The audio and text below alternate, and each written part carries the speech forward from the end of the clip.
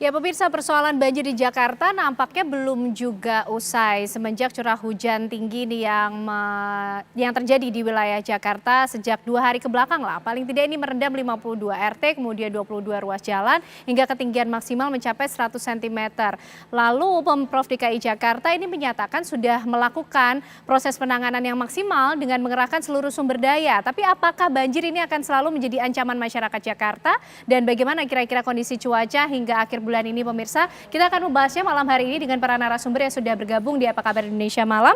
Ada Prof. Muslim Win, Guru Besar ITB dan juga pakar hidrodinamika. Prof. Muslim, apa kabar? Sehat Prof? Sehat Ken, apa Oke, kabar? sehat Prof. Terima kasih sudah hadir dan tentunya bergabung bersama kita ada Mas JJ Rizal, sejarawan Jakarta. Tentu kita akan lihat nih perjalanannya from time to time seperti apa nih nanti ya Mas Rizal. Ya, terima kasih sudah hadir Mas dan juga bergabung bersama kita Pak Firdaus Ali, ada ahli tata air dari Universitas Indonesia. Pak Firdaus, apa kabar? Sehat Pak? Alhamdulillah, kabar baik. Alhamdulillah. Pak Firdaus, ini kalau kita lihat banjir yang terjadi di Jakarta, ini karena kurangnya antisipasi, betulkah demikian? Atau memang ya curah hujan ini tinggi?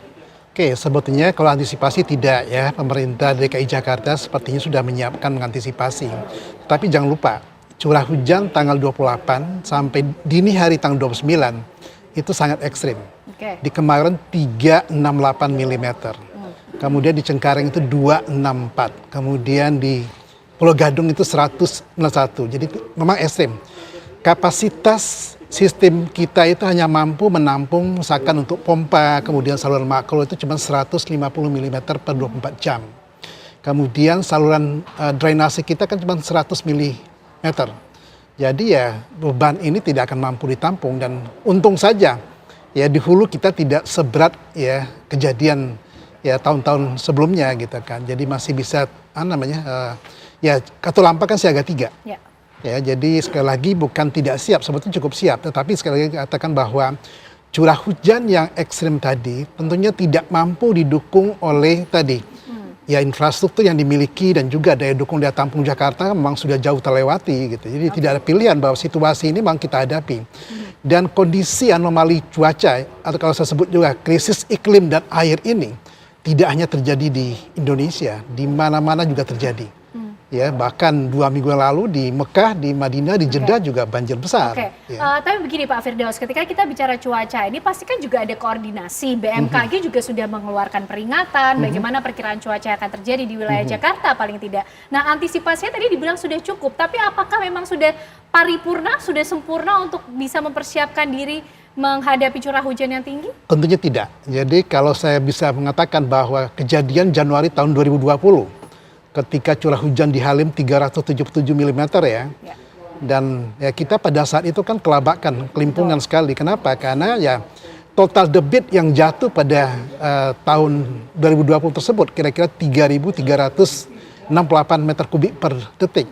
Saluran kita totalnya dengan kapasitas pompa yang ada itu kan cuma 1.414 meter kubik per detik. Jadi gapnya jauh sekali gitu kan. Ya, sehingga saya katakan dalam keadaan tidak ekstrim saja, hujan lebat saja, ya kita memang infrastruktur kita belum cukup. Oke, itu yang menurut pandangan Pak Firdaus. Tapi Bang Riza, kalau kita lihat mengenai perjalanan Jakarta sendiri, kalau menurut catatan sejarah banjir besar yang terjadi di Jakarta ini seperti apa? Dari kapan, kemudian apa yang kita bisa pelajari? Karena nampaknya banjir ini menjadi persoalan yang tak kunjung usai di Jakarta.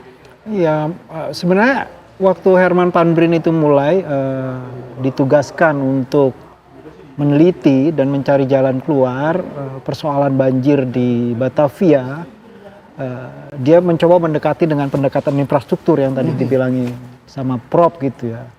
Tapi nggak lama dia terapkan itu, dia mentok pada 2 hal. Hal pertama adalah pemerintah kota Batavia yang Kruideners ya, dia berpikirnya sangat pelit begitu ya. Dia perlu dananya itu 1,1 juta gulden waktu itu.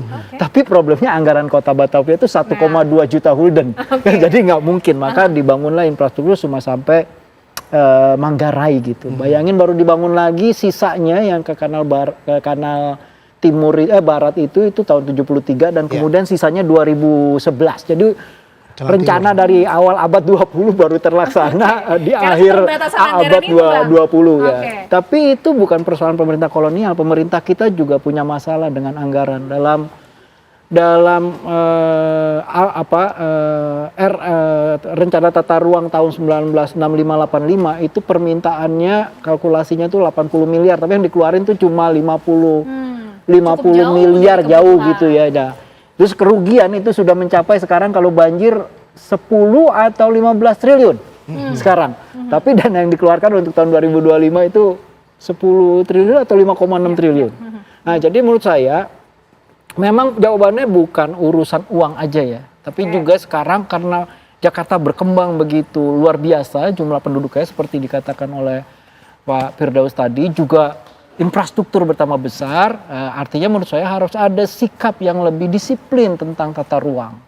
Nah, banjir yang terus ada ini menurut saya itu nggak bisa diselesaikan gitu ya. Ini memang identik dengan Jakarta, tapi identik itu bukan takdir gitu. Itu bisa dicarikan jalan keluar. Nah, jalan keluarnya ini menurut saya yang harus diingatkan oleh Herman Panbrin itu ada pendekatan-pendekatan yang di luar non infrastruktur. Seperti apa tuh? Pendekatan-pendekatan kultur begitu ya tentang ya memang Jakarta itu dari nama tempatnya aja udah identik dengan air. Berapa banyak pakai nama kali, berapa banyak pakai nama rawa, berapa banyak kalinya yang sekarang susut habis hilang, setunya hilang, rawanya hilang. Jakarta itu sekarang hampir 90% tuh ruangnya bukan hijau sesuai nama tempatnya, banyak nama pohon kan, bukan nama hutan, ya kan? Juga nama yang identik dengan air. Sekarang itu jadi bukan hijau, bukan biru, tapi abu-abu, aspal dan beton melulu. Itu hampir 90%. Nah, itu problemnya menurut saya bagaimanapun pendekatan infrastruktur yang tadi dikatakan dan perubahan iklim itu nggak akan bisa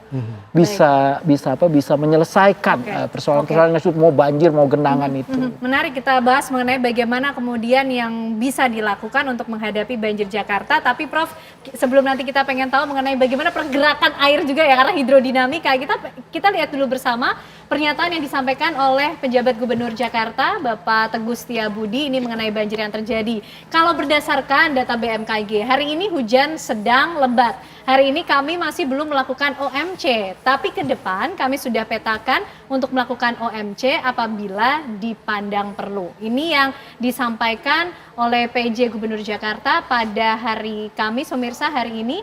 Dan kemudian dilanjutkan, sebenarnya banjir di Jakarta kemarin, khususnya pada Selasa malam, cuacanya termasuk ekstrim, hujannya ekstrim, bahkan hampir sama dengan kejadian di tahun 2020. Ini yang disampaikan sekali lagi oleh PJ Gubernur Jakarta. Prof, kita ingin tahu, betulkah demikian tadi analisis singkat yang disampaikan oleh PJ Gubernur Jakarta ketika ditanya responnya terhadap bagaimana langkah untuk menangani banjir yang sudah terjadi? Karena sebenarnya kita harapkan mitigasi, tapi dijawabnya nanti ya Prof ya. Usai jeda kami kembali. Saya nggak sabar.